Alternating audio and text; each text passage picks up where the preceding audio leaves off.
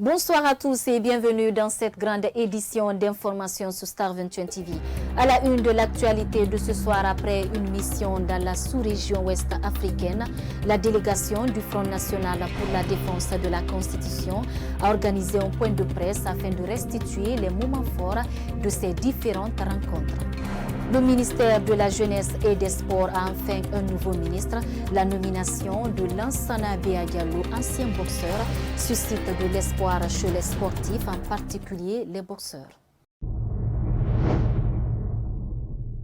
Encore une fois, bonsoir et bienvenue. La délégation du FNDC qui a effectué une mission de diplomatie citoyenne dans la sous-région ouest africaine du 5 au 31 octobre 2021 a organisé un point de presse à son siège à Kipé dans la commune de Ratoma ce jeudi 4 novembre pour faire le compte-rendu de la mission. Reportage Kadia Toubari et Alpha Oumar Diallo.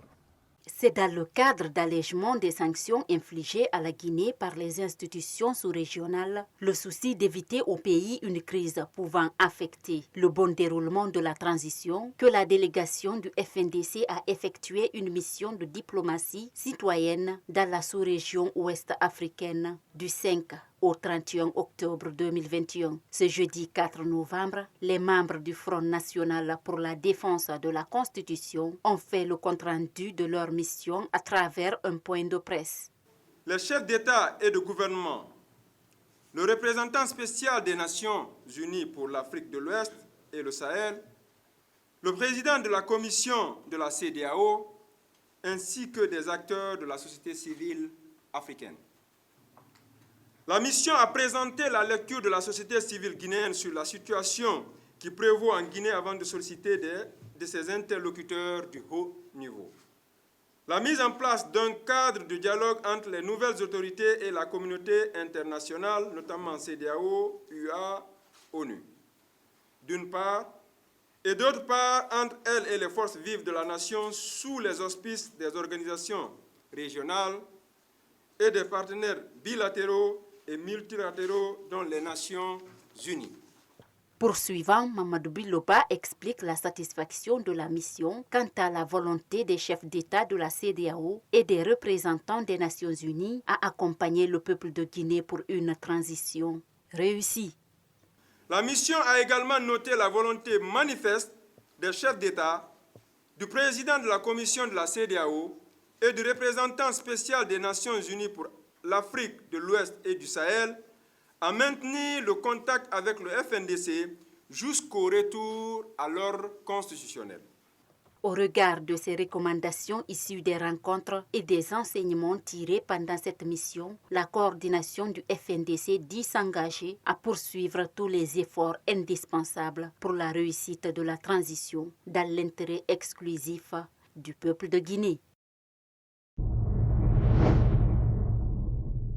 Restons toujours dans le même cadre pour dire que Ibrahima Diallo, membre de la coordination du FNDC, s'est aussi prononcé sur la non-participation du Front National pour la défense de la Constitution dans le gouvernement de la transition. Selon lui, il mène un combat totalement différent.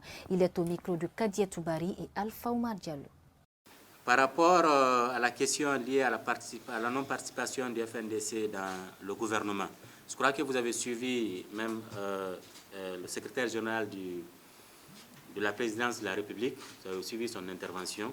Effectivement, le FNDC a été consulté, mais comme vous le savez, le FNDC, depuis le début du combat contre le troisième mandat, nous nous sommes toujours montrés désintéressés aux intérêts personnels. C'est pourquoi nous n'avons pas vu un Fonike Mengue, ministre de M. Alpha Condé, un Koundouno, entre autres, ministre du président Alpha Condé. Tout le monde, c'est parce que justement on croyait au combat que nous menions. Nous pensions que nous avons la responsabilité que nous portons est tellement immense aujourd'hui que la réduire juste à la participation au gouvernement est incompréhensible. Donc voilà, et comptez sur nous. Le FNDC va, comme nous l'avons dit dans la déclaration, nous allons accompagner cette transition pour qu'elle puisse réussir. Accompagner la transition ne signifie pas qu'on accompagne le CNRD, on accompagne la Guinée. La Guinée aujourd'hui à la tête de laquelle se trouve le CNRD. Donc nous avons tous intérêt aujourd'hui à nous impliquer d'une manière à une autre pour accompagner cette transition pour qu'elle puisse réussir. Et puis cette autre actualité des agents vaccinateurs installés dans les centres de vaccination dans la capitale Conakry pour freiner la propagation de la COVID-19 peinent à percevoir leur prime journalière depuis 2 mois. Face à cette situation, ils exigent le paiement de leur prime au risque de boycotter les activités de vaccination en cours. Une de nos équipes a fait le constat dans un centre afin de s'enquérir des réalités. Alpha Oumar Diallo. Le gel des comptes des différents départements par le CNRD serait-il la cause du retard du paiement des primes journalières des agents vaccinateurs? En tout cas, c'est la question que se pose cet agent que nous avons rencontré ce jeudi 3 novembre 2021 sur un site de vaccination de la place. Depuis la prise du pouvoir par l'armée, ces agents vaccinateurs tirent le diable par la queue. 8 semaines, ça fait ce qui fait 2 mois. Et j'ai fait 9e semaine qui commence comme ça, c'est-à-dire presque 3 mois. On n'a pas reçu nos pécules. Et donc, comme ça a duré, et on menace d'aller en grève pour réclamer cela. En dépit de ne pas percevoir leurs primes journalières depuis 2 mois, ces agents vaccinateurs continuent de travailler avec leurs propres moyens, selon notre interlocuteur qui a préféré garder l'anonymat. Cependant, il a fait savoir que de nos jours, les citoyens reçoivent une mauvaise communication par rapport au Covid-19. Les gens ont pensé que l'ancien régime, ce sont eux qui ont mis le système de dire que vraiment qu'il y a la maladie à coronavirus en Guinée.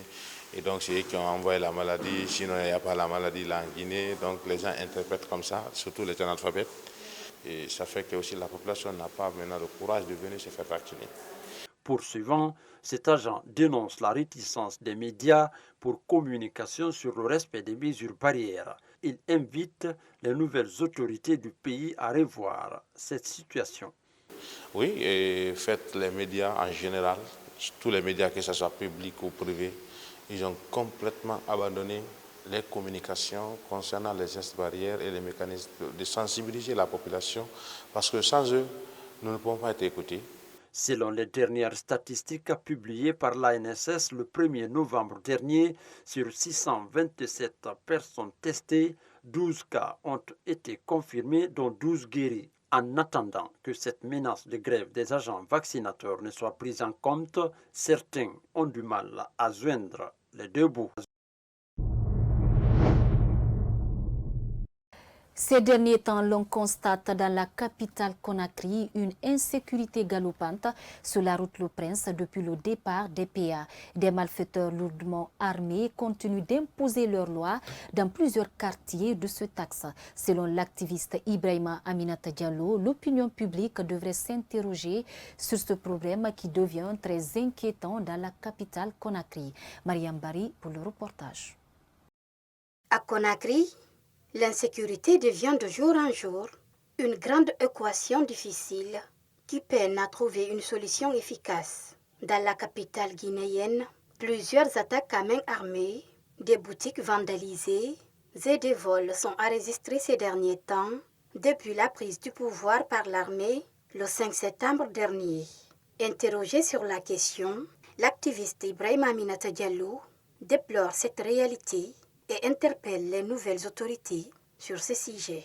Il faudrait qu'on s'interroge pourquoi l'insécurité maintenant là commence à gagner du terrain. Est-ce que c'est un acte de sabotage du régime de la junte? Donc moi je pense que c'est quelque chose qu'il faut déplorer et essayer de voir les causes. Est-ce que ceux qui viennent, ce n'est pas des choses qui sont commanditées de loin, ce sont des hypothèses que nous sommes en train de poser. Quant à la question de savoir si le départ des PA sur l'axe est d'une part lié à ces actes de vandalisme récurrents dans la capitale, Ibrahima Aminata Diallo répond. Le débat sur le démantèlement des PA, en tant qu'acteur de la société civile et défenseur des droits de l'homme, nous pensons que c'était normal qu'on les démantèle. Là, il y a les CMIS, la compagnie mobile d'intervention pour la sécurité. Et ces compagnies-là sont un peu partout. Et dans les endroits où ces actions se font, ils sont à des microns de là. Je pense qu'ils doivent faire des patrouilles ils doivent continuer à ne pas seulement jouer le rôle d'arnaque, c'est-à-dire retirer, quand il s'agit de parler de coronavirus et de couvre-feu, ils sont prêts, n'est-ce pas, à s'attaquer aux citoyens. Mais quand il s'agit de sécuriser les citoyens et leurs biens, vraiment, il y a des problèmes. L'insécurité à Conakry est un problème général où il faut interpeller le bon sens des nouveaux dirigeants à travers le ministère de la Sécurité et de la Protection civile, afin que les citoyens puissent vivre dans la paix et dans la quiétude. Parce que sans les deux, il est impossible de parler de développement dans un pays, a-t-il conclu.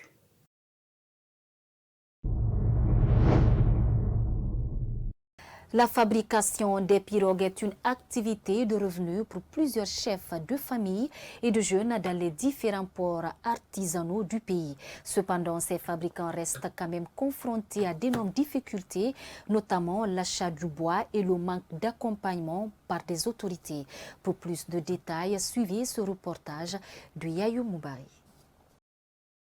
C'est le port de Yakumbaya, situé au quartier d'Abondi dans la commune de Matam, où la pêche est la principale activité des citoyens. Des fabricants de pirogues sont visibles avec des pinces à la main et des filets de l'autre côté. Cependant, ces concepteurs de barques font face à d'énormes difficultés, notamment la cherté du matériel de base. Nous n'avons pas de machines et ni de bon matériel. Nous payons un seul bois à plus de 200 000 francs guinéens. Même les avoir, c'est très difficile. Actuellement, la majorité de nos pirogues sont en mauvais état. Ce piroguier dénonce l'absence des autorités dans la gestion de ce port artisanal. Il affirme que les autorités ne sont visibles que lorsqu'il faut réclamer les impôts des pirogues à la fin de l'année. On ne sent pas la présence des autorités ici.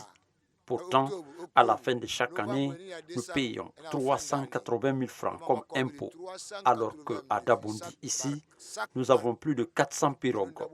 Et quant aux pagaies, nous les achetons aussi.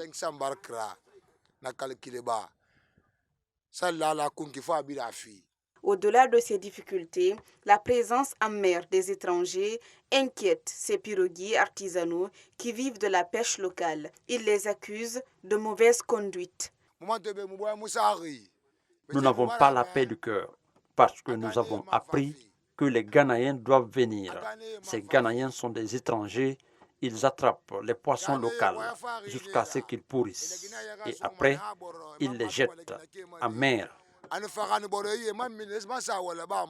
La régulation de la pêche artisanale à Yakumbaya, la nécessité d'avoir une route digne de nom et l'assistance du ministère de la Pêche sont entre autres le cri de cœur de ces hommes qui passent la majeure partie de leur temps en mer dans le souci de ramener du poisson. Direction à l'intérieur du pays en dépit des efforts consentis par le gouvernement guinéen et ses partenaires au développement. La région administrative de l'Abbé reste l'une des plus pauvres de la Guinée. Plus de 70% de la population locale vivent au-dessous du seuil de la pauvreté absolue avec un revenu journalier estimé à 1,25 $. Plusieurs faiblesses et insuffisances constatées inspirent une correction radicale urgente de la gouvernance actuelle. Idrissa Sampirin Diallo depuis la région foutanienne. Parmi les grands défis qui attendent le nouveau gouverneur de l'Abbé, son directeur de cabinet cite plusieurs insuffisances et faiblesses qui entravent l'épanouissement de la région. L'insuffisance de formation des élus locaux, la faible mobilisation des ressources financières des collectivités locales, la faiblesse des organisations de la société civile, le domaine de la justice et de la sécurité est caractérisé par une insuffisance notoire d'agents de sécurité dans toutes les préfectures de la région avec un sous-équipement criard. Un délabrement des palais de justice des préfectures de Lelouma, Koubia et Tougui. Quant à celui de l'Abbé, il a été vandalisé suite à un soulèvement populaire. Un état de délabrement de la plupart des maisons d'arrêt de la région. À cela, il faut ajouter les difficultés liées à l'acheminement des transformateurs du projet interconnexion dans la préfecture de Mali. La plateforme qui doit déposer les transformateurs pèse 115 tonnes et les transformateurs 90 tonnes. Aucun pont ne peut supporter ce poids. Voilà pourquoi jusqu'ici, la centrale de Mali n'est pas finie. Il y a aussi que les citoyens refusent de céder leurs terres pour la mise en œuvre du projet de l'aménagement d'un domaine agricole entre Koing et Fatako dans la préfecture de Tougué. Si la population refuse, les montants mobilisés pour exécuter ces projets seront mobilisés dans un autre pays pour leur exécution. En guise de réponse, le nouveau gouverneur de région a rassuré prendre conscience de l'ampleur des défis à relever. J'ai compris la complexité et l'immensité de la mission qui m'attend. Je m'emploierai, grâce à Dieu, avec votre soutien et précieux concours à apporter progressivement des solutions idoines à la dimension de nos possibilités. Il convient de signaler que la région administrative de l'Abbé compte 5 préfectures, 5 communes urbaines et 48 communes rurales pour une population totale estimée à 1 219 391 habitants, dont 666 253 femmes, soit 54,6%. Sport, pour finir, je vous le disais dans les titres, la nomination de Lansana Bia Diallo à la tête du ministère des Sports continue à susciter de l'espoir chez les acteurs du sport guinéen, en particulier les boxeurs. Ils ont aussi fait des recommandations auprès du nouveau ministre de la Jeunesse et des Sports. Ibrahim Diallo est allé à leur rencontre. Suivez. C'était le samedi dernier que Lansana Bia Diallo a été nommé ministre de la Jeunesse et des Sports à travers un décret lu sur les médias d'État. Une nomination qui suscite un espoir sur les acteurs du sport guinéen. Bon, pour le moment, l'espoir quand même est là. On ne peut pas dire que c'est parce que c'est un boxeur qui est venu à la tête du département que ça va être du bonheur à 100% pour la boxe.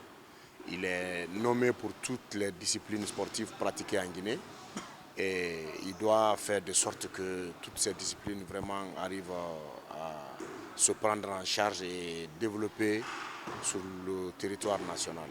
Nous avons l'espoir quand même, vu son expérience dans le monde du sport, aussi son expérience dans la vie pratique. Si nous faisons une petite comparaison, c'est l'homme aujourd'hui qui peut relever le défi et faire en sorte que toutes les disciplines sportives puissent vraiment sortir de l'honneur. Au-delà de cet espoir, ils font des recommandations auprès du nouveau patron du département des sports.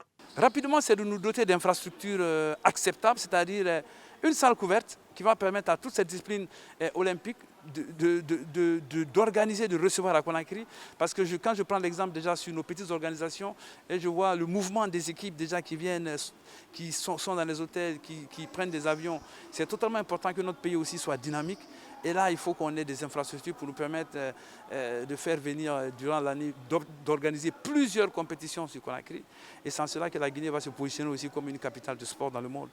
À rappeler que Lansana Bia a été 3 fois champion du monde de boxe. En attendant, il reste à savoir s'il pourra relever le défi dans le secteur des sports.